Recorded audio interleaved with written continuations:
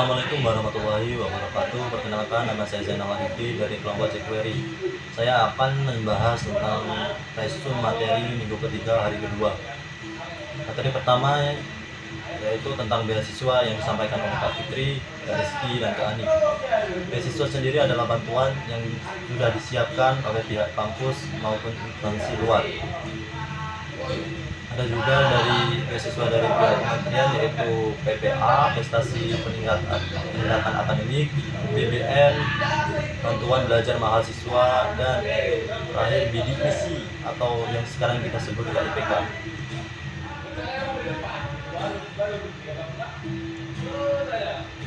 Yang untuk beasiswa dari instansi yang sudah bekerja sama dengan pihak kampus ada dua, yaitu beasiswa BI dan beasiswa Jarum.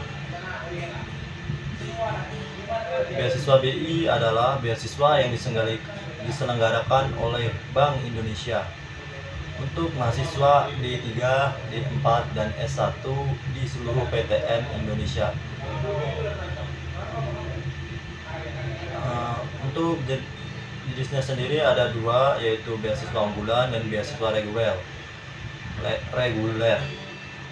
Untuk kampus UTM sendiri ada masih di beasiswa reguler.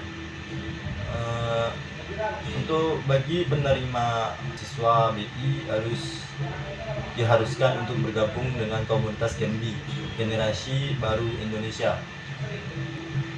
Syarat minim untuk menerima beasiswa adalah semester 3 dan minimal 40 SKS, melampirkan KTM, surat keterangan aktif, dan transkrip nilai.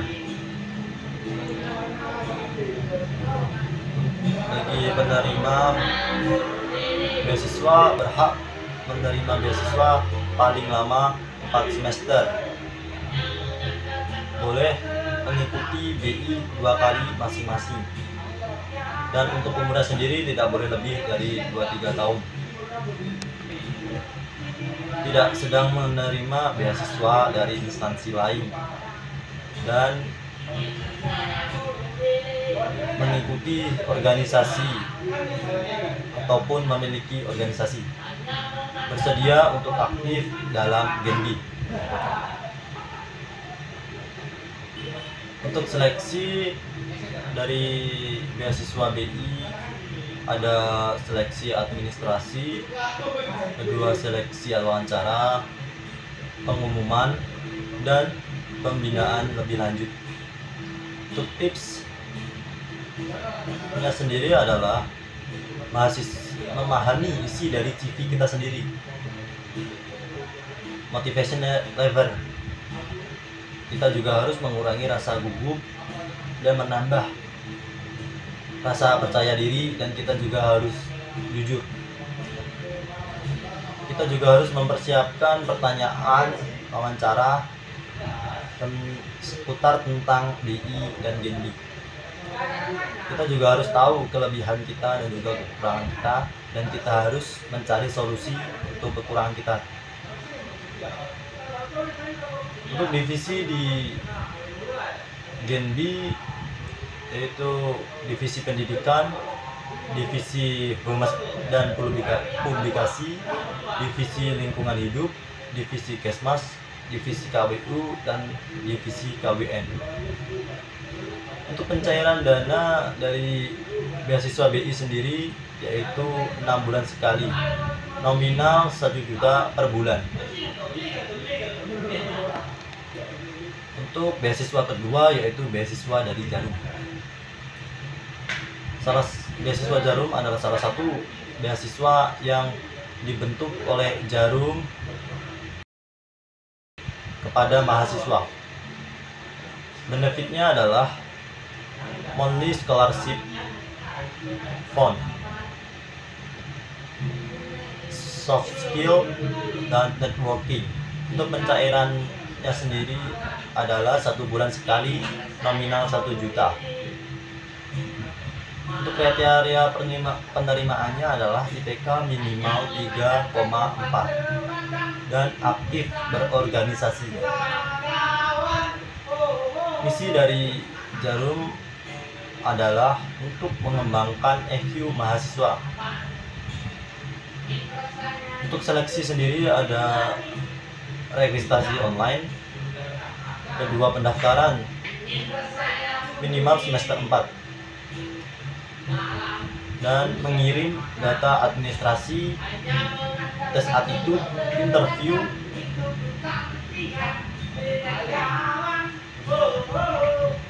dan terakhir tes attitude dan interview. Mahasiswa diharapkan mempunyai soft skill yang seimbang dengan hard skill.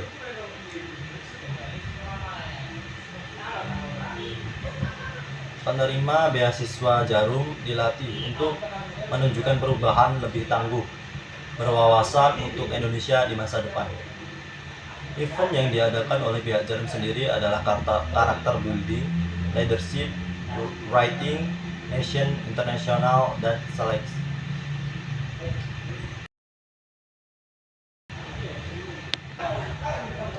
Untuk materi kedua yaitu informatika juara yang disampaikan oleh Kak Idra, Kak Uda, dan Kak Poli.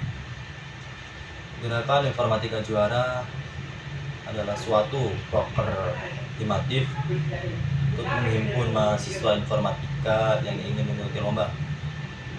Proker ini membantu untuk membagikan informasi dan sharing kompetisi yang diadakan,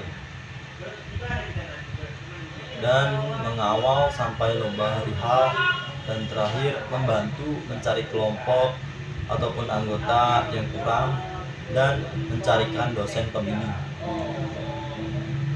Untuk memateri Kak Uda sendiri, beliau pernah mengikuti Gemasti. Beliau memenangkan juara pertama Winner Swift Student Challenge 2020 Apple Inc. Dan masih ada beberapa lomba yang beliau menangkan. Itu seleksi Apple Academy diadakan di kompetisi Apple Developer Academy. Yang pertama Swift Student Challenge, bahasa pemrograman dari Swift. Untuk tips sendiri, yang pertama mencari teman ataupun tempat di mana bisa belajar bersama dan bergabung dengan komunitas untuk belajar bersama. Kedua, jangan membatasi diri untuk belajar sesuatu. Ketiga, stay hungry, stay foolish. Untuk materi yang terakhir adalah materi teknik persidangan. Persidangan adalah pertemuan formal organisasi guna membahas masalah tertentu dalam upaya untuk menghasilkan keputusan yang dijadikan sebuah ketetapan atau keputusan sidang mengikat semua elemen.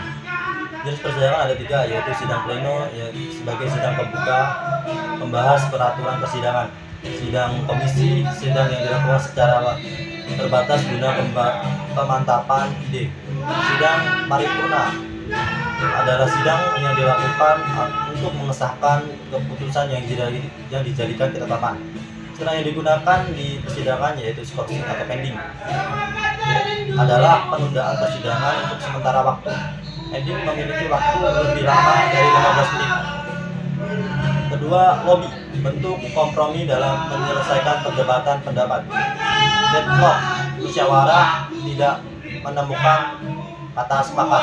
Walkout, peserta keluar area. Voting, pengambilan keputusan.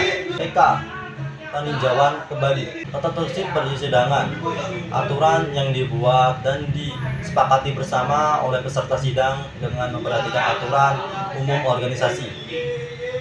Peserta sidang ada 2, yaitu peserta sidang penuh yang memiliki hak bicara, hak suara, hak memilih, dan hak dipilih. Yang kedua adalah peserta sidang peninjau yang hanya memiliki hak bicara. Pimpinan sidang yaitu presidium sidang. Pleno. Presidium dipilih oleh peserta. Presidium juga bertugas untuk memimpin persidangan, dan presidium berkuasa untuk memimpin dan menjalankan tata tertib. Presidium ada 3, yaitu presidium 1, yaitu ketua pimpinan memimpin jalannya sidang. Kedua, presidium 2 yang bertindak sebagai sekretaris, dan Presidium 3 yang bertindak sebagai notulensi. Aturan pada ketukan palu: 1 kali ketukan yaitu mengesahkan keputusan sidang poin per poin dan mencabut kembali. 2 kali ketukan untuk skorsing maupun pending, atau mencabut dalam waktu 1 kali 15 menit dan 2 kali 15 menit istirahat. 3 kali ketukan pada pembukaan dan penutupan sidang serta pengesahan.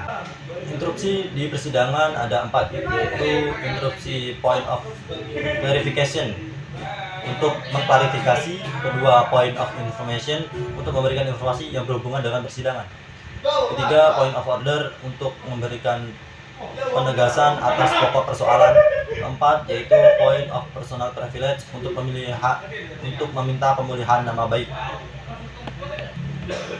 Palu sidang tidak boleh dipegang terus-menerus dan tidak boleh keluar dari ranah tempat palu. Sekian resume saya tentang materi minggu ketiga hari kedua. Sekian, wassalamualaikum warahmatullahi wabarakatuh.